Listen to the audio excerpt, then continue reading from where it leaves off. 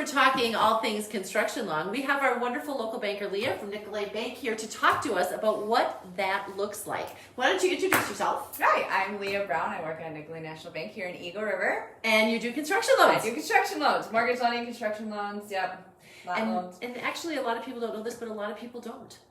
Yeah. A lot of people don't do Right. them. So again, if you are looking to do this, you have to make sure you go to a bank that actually does it and does it well. Because I Yeah. think just because people do things, they don't necessarily do them well. Yeah, and I think working with a local lender is also super important. Yeah. Well, I think the idea that the builder would be local and you are local Yeah. makes, I think, logistics of getting things done a whole lot easier. Yeah, absolutely. Plus, I know one of the things we always tell our clients is if you're going to build a house in our community and you're going to start to live in our community, it's probably good to bank with somebody in our community. So tell them a little bit about some of the things that you run into with construction loans. Yeah, so I would say a big question that we always get is how much money do you need down? We like to see 15 to 20% down on our construction loans. Awesome. Yeah, but a lot can go towards that. So if you already own a lot that the value is $100,000, that $100,000 can go towards the down payment. And if you only owe 50 on it, then that 50,000 in equity can go towards the down payment. Anything you That's pay, interesting. yeah. Very cool. Yeah, so, and then anything you pay to the builder outside the loan can also go towards it. So there's a lot of ways that, we can. So if we have a $200,000 waterfront home and they want to build a $500,000 house and they own the lot outright, so we're all in then at $700,000. Yep. That $200,000 could be part of that 20% down. Yep, and so how it works is That's pretty good to know. the purchase price, so to speak, is the value of the lot cost to build. So it'd be $700,000, 20% of that, $140,000. So then, that $200,000 your down payment's already covered. That's fantastic. Yeah. Okay. What are some of the other common questions that you get? So whether you should buy the land first or not, I would say that really depends on when you want to start building. If you're not planning on starting to build for a while, but you want that lot right away. I mean, you guys know how difficult it is. Then, we do lot loans too, so we could do that. And then when the time comes to do the construction loan, we could pay off that lien. So then you just have the one loan. But if you're ready to start building right away, you can certainly buy the lot with that first draw. If somebody came to you and said, I want to buy this lot and I want to do a construction loan on it, how do you take into timing? So if average builders locally in the marketplace might be out 1 or 2 years, as we were hearing from Gary, how do you guys build that in? Would you still do that construction loan for them if it was that far out to get a builder? No. So at that point, if they were looking to buy that lot, we would suggest doing the lot loan. Okay. Because you're not going to want to start the construction loan until you're, 2 months ahead. Because when we lock the rate, it's only good for it's a 60-day rate lock. So you're not going to want to start too far ahead on the construction loan process. Okay. Yeah. All right, that makes sense. And if you have somebody that have the builder ready to go, they could close on the lot and close on everything and start the building within 60 days. Yep. Wow. How does the appraisal process work different for a vacant lot versus, do they have to bring you the full plans, or what do you require for the appraisal on a construction loan? So how it works is it's an appraisal subject to completion. So the appraiser goes out there, looks at the value of the lot, looks at the plans, and then comes up with an estimated value. And then at the end of the 12-month period, we do a recertification where the appraiser then goes out and makes sure it came in what it says it is. Yeah, exactly. Interesting. Yeah. And are those costly about the same as a home appraisal would be? Yeah, very similar. Okay. Yeah. That's cool. Awesome. I didn't know that actually, so thank you. Yeah. Pre-approvals for construction loans. So I know we're big on pre-approvals in the residential real estate world. How does it work with the construction loans? Yeah, so we do pre-approvals for our construction loans. We actually have some builders that ask for them. Not all, but some do like to see that. But same process as a normal pre-approval. It's about 24-hour turnaround time, and then you can see exactly, what you're budgeted for, and it's super nice. And our pre-approvals are completely underwritten, so then when the time comes and you're ready to go, it's super easy on our end. Awesome. That's very good. I know, Alicia, you did one, a construction loan And we don't write as many of those as we do, Yeah. obviously, the residential and the vacant land. But when you have somebody who's ready to go, how does that work if it's a non-local builder? Do you guys work on construction loans with like a Madison builder? Would it be relatively the same process? Yeah, I mean, it's obviously easier to work with local builders, but I mean, we certainly could. Absolutely. Interesting. And then loan fits your situation best. Tell me a little bit about what that means. So at Nicolet, we have two different types of construction loans. The standard construction only line of credit that most people are familiar with. So it's the 12-month build period where it's the interest only.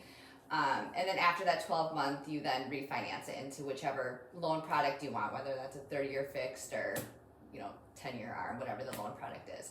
Are most homes done in that 12-month period? Yeah, for the most part. Depends on the builder. We do see most homes being done by that 12-month. If you think it's going to take longer, then we would definitely recommend the line of credit because that one we can extend. Okay. Versus the construction to perm, that we lock in right from the beginning. So with the rate environment, that's actually been a really popular product because people are concerned where rates are going to be a year from now. So we can actually lock that in right away. It's one set of closing costs, and then at the end of the 12-month build period, it's still 12-month interest only.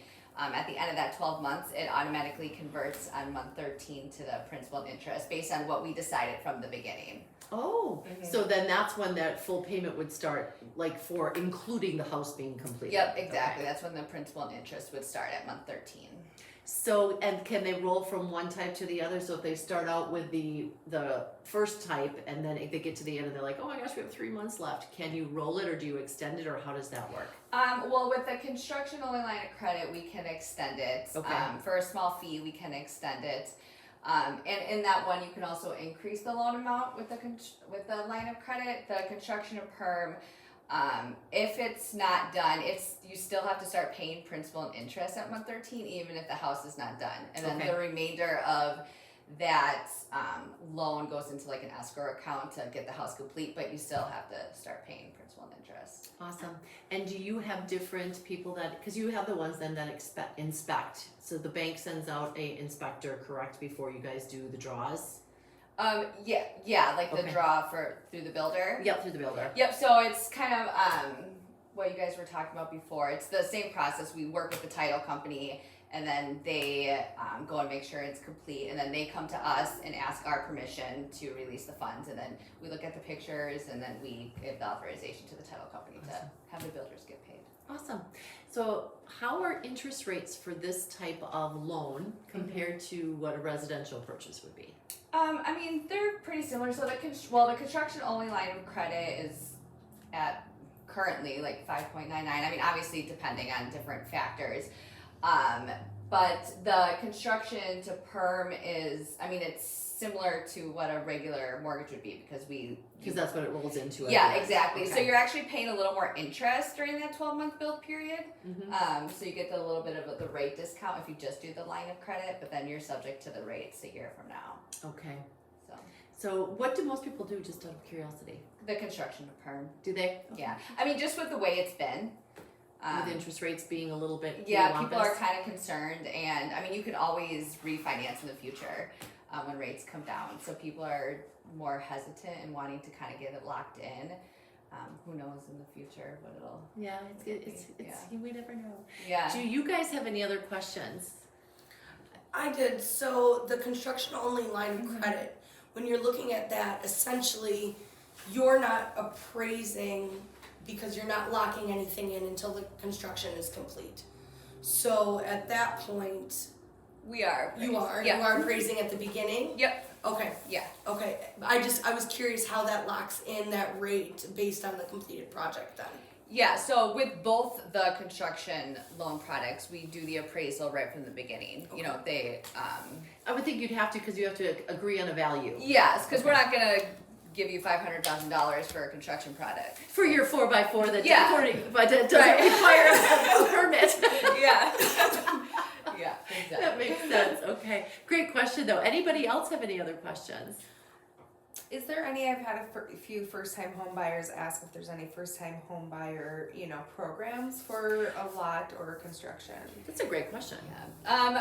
There are not first-time home buyer programs for those. And I guess bringing me a question to my brain, and I didn't even tell you I was going to ask you this, Yeah. but I'm going to ask you anyway. Okay. So do you do like the 403B, the construction loan, not the construction, but like the remodel loans? Like I found the house the ones that are sitting on market now that need all kinds of stuff done to them because they're not shiny and new and pretty anymore, and you've got your builder secured. They're going to come in and they're going to redo the kitchen, redo the flooring, but you don't have the money down. You want to do a little bit of a loan to help you get that money to do a remodel project. You guys do that? Yeah, I mean we do, and that would be a construction loan product that we do. So Okay. You would still need that money down because it's still a construction loan, so you would still need that 15 to 20% down. But a total like remodel like that would fall under the construction loan. Well, because I would think if they're looking at a $250,000 home, which should be realistic right now for a property that might need work, and which is why it's sitting on the market. And if you figure once you've redone the remodeling to it, it might be a $325,000 Right. home, and they have the 20% down. Would they need the 20% down for the $250,000 or for the $325,000? So if they wanted the loan for that like extra cost to build $75,000, or whatever that the case may be, and they have they're actually working with the builder and they have the signed contract and the plans and everything, then we would do it as a construction loan where you do need that 20% down, and that first draw would be to purchase the house, kind of like how it would work with the land loan. That makes sense. Yeah. Because I think that might be a really great option, especially for some first timers, because a lot of the stuff that's sitting on the market and not selling right now is the stuff that's not move-in ready, Right. and might need a little bit of rehab work. And I think that's a brilliant product to get some people opportunity where there isn't any before. Yeah. Otherwise, I mean, you could also just purchase the house, the 250, and then, I mean, if you had the money to fix it up yourself, then it wouldn't be a construction loan. We would just Right. do it as a regular. It's a regular loan. Yeah. And you would do that. Perfect. Say so somebody could just come and say, I'm going to take a loan for $75,000 to rehab my house. You mean like after the fact, after Yeah. they buy that 250? Yeah. I mean, we do home improvement, like HELOCs. So if there Okay. was equity in there to do the $75,000 for that. And actually, WIDA just came out with, speaking of first-time home buyers, it's not even for just first-time home buyers, but WIDA just came out with a home equity product, a second mortgage, where it's specific to home improvement.